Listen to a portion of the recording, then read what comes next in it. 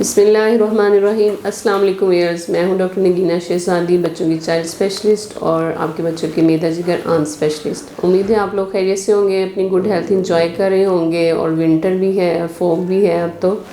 اور اپنے بچوں کو جو ہے ان کی کیئر کر رہے ہوں گے کیونکہ نمونیا کا سیزن ہے، ایستما کا بھی سیزن ہے، ان کو سردی سے بچائیں۔ آج ہم جس ٹاپک پہ بات کرنے جا رہے ہیں وہ بہت کامن ٹاپک ہے پاکستان میں خاص طور پہ، کیونکہ ہمارا ملک ان ممالک میں سے ہے جہاں پہ خاندان میں شادیاں بہت کامنلی کی جاتی ہیں، اور ایک اندازے کے مطابق تقریباً 70% جو شادیاں ہیں پاکستان میں وہ اپنی ہی خاندانی ریلیشنز یا بلڈ ریلیشنز میں کی جاتی ہیں، اور اس کی وجہ سے جتنے مسائل آنے والی نسلوں میں پیدا ہو رہے ہیں ان سے ریلیٹڈ جو ایشوز ہیں میں ان کو ایڈریس کرنا چاہوں گی، بیکاز اس کی وجہ سے بہت سے بچے جو ہیں، ہماری نیو جنریشن جو ہے اس سے متاثر ہو رہی ہے، اور ان میں بہت سی ایسی بیماریاں ہیں جن کا ابھی تک انفارچونیٹلی پاکستان میں کوئی پراپر ٹریٹمنٹ اور اس کا کوئی ایکسپرٹ موجود نہیں ہے جو اس کو ٹریٹ کر سکے اور ان بیماریوں سے ہم بچ سکیں، کیونکہ جینیٹک پرابلم ہے جو کہ انہیریٹڈ ہوتے ہیں، جینز سے ٹرانسفر ہوتے ہیں، پیرنٹس سے آگے بچوں میں ٹرانسفر ہوتے ہیں، تو اس وجہ سے یہ جینیٹک میک اپ جو ہے یہ اللہ کی طرف سے ڈیزائن ہوتا ہے، ان کو اس چیز کو ہم لوگ یا آپ لوگ تبدیل نہیں کر سکتے کسی بھی میڈیسن کے ذریعے۔ تو اگر کسی پیرنٹ میں کوئی کیریئر ہے یا ماں میں سے یا باپ میں سے یا آپ کی فیملی میں پیچھے سے کوئی پرابلم چلتا آ رہا ہے، اور یہ ضروری نہیں ہے کہ پچھلی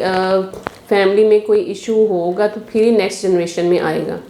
اگر تو کسی فیملی میں آلریڈی یہ پرابلم موجود ہے کہ انہیں پتہ ہے کہ ہماری فیملی میں کوئی پرابلم لائک تھیلیسیمیا کا ایشو ہے، ہم ایک ایگزامپل لے لیتے ہیں، تو اگر آپ کو پتہ ہے کہ آپ کی فیملی میں یہ پرابلم ہے تو آپ کو حتی الامکان کوشش کرنی چاہیے کہ کزن میرجز کو اوائڈ کریں، کیونکہ مائٹ بھی جو ایک نارمل پرسن ہے جس کو تھیلیسیمیا نہیں ہے بظاہر دیکھنے میں، لیکن ہو سکتا ہے کہ وہ پرسن اس چیز کا کیریئر ہو، اور اسی فیملی میں اگر آپ شادی کرتے ہیں دوسرا پرسن بھی کیریئر ہے تو اس میں 1 in 4 چانس ہے، ہر 4 میں سے ایک بچہ جو ہے وہ تھیلیسیمیا کا مرض ہو سکتا ہے اس کو۔ تو اس الارمنگلی ہائی سچویشن کہ اتنا یہ پرابلم جو ہے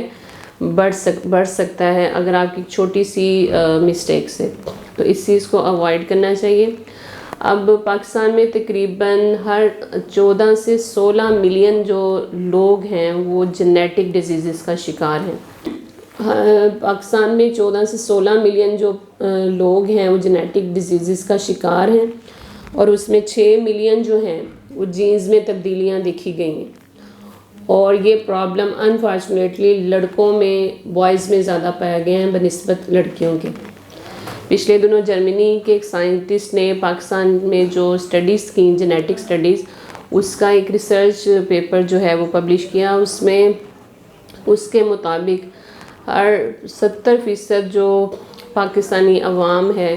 وہ خاندان میں شادیاں کرتی ہیں، اور اس میں 14 سے 16 ملین پاپولیشن جو ہے لوگ وہ اس انہیریٹڈ جینیٹک ڈس آرڈرز کا شکار ہیں،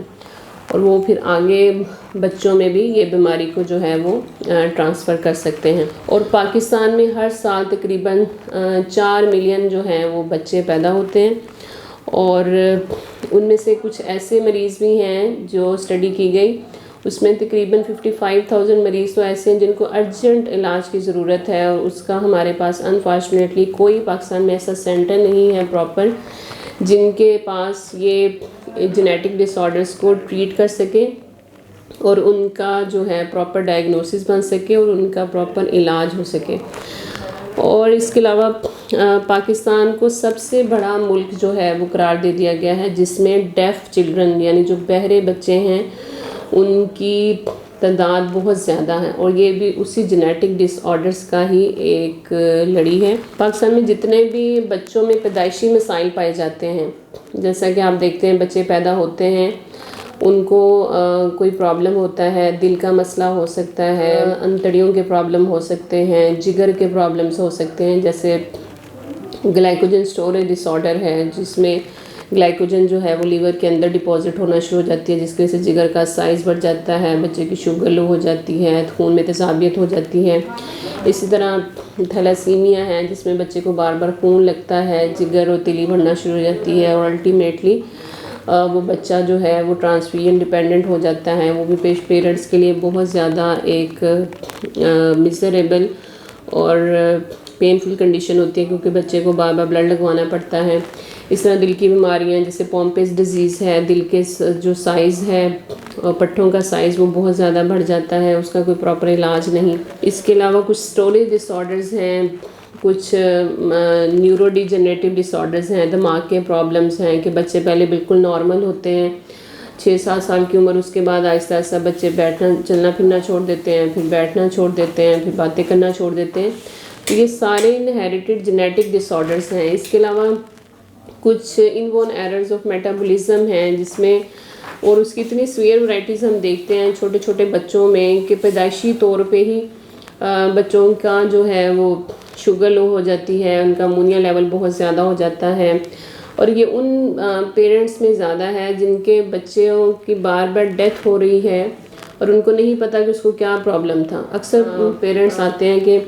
पहले बच्चे को 8 दिन का था, उसकी डेथ हो गई, एक बच्चे को 1 मंथ पे डेथ हो गई, तो उन्हें कोई प्रॉपर डायग्नोसिस नहीं होता। तो जब थर्ड बेबी की दफ़ा वो लेके आते तो पता चलता है कि इनके बच्चे को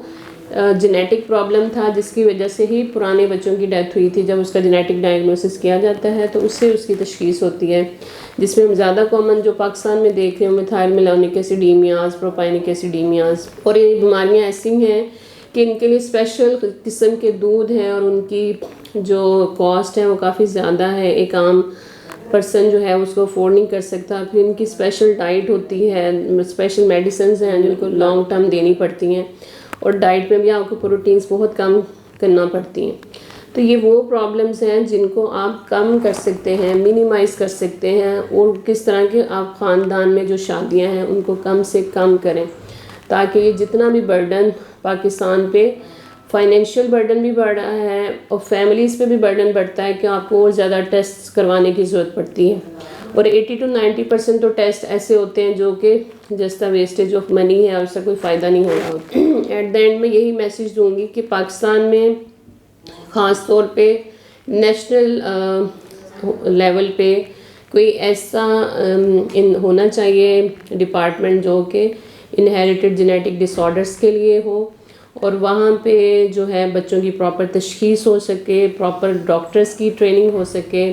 पेरेंट्स को एजुकेट करने की ज़रूरत है, डॉक्टर्स को एजुकेट करने की ज़रूरत है कि इन बीमारियों को कैसे हम इसका इलाज कर सकते हैं। पहले तो हमने इसको बचाना है कि बीमारियां कम से कम हो, और वो आप इसी तरह कम कर सकते हैं कंसेंगुइनस मैरिजेस को कम करें। और दूसरा, जितने भी नए नौज़ायदा बच्चे पैदा होते हैं उनकी न्यू बॉर्न की स्क्रीनिंग होनी चाहिए। बाहर के ममालिक में जब बच्चा पैदा होता है तो उनकी 30 से 40 बीमारियां हैं जिनकी पैदाइश के फ़ौरन बाद उनकी स्क्रीनिंग कर ली जाती है और बच्चा उसी टाइम पिक हो जाता है। लेकिन अनफॉर्चुनेटली पाकिस्तान में ऐसा कहीं भी सेटअप नहीं है जहाँ पे हम बच्चों को प्रॉपर स्क्रीन कर सकें। तो ये हर गवर्नमेंट लेवल पे ये इंस्टीट्यूशंस बनने चाहिए जहाँ पे बच्चे की न्यू बॉर्न स्क्रीनिंग हो सके,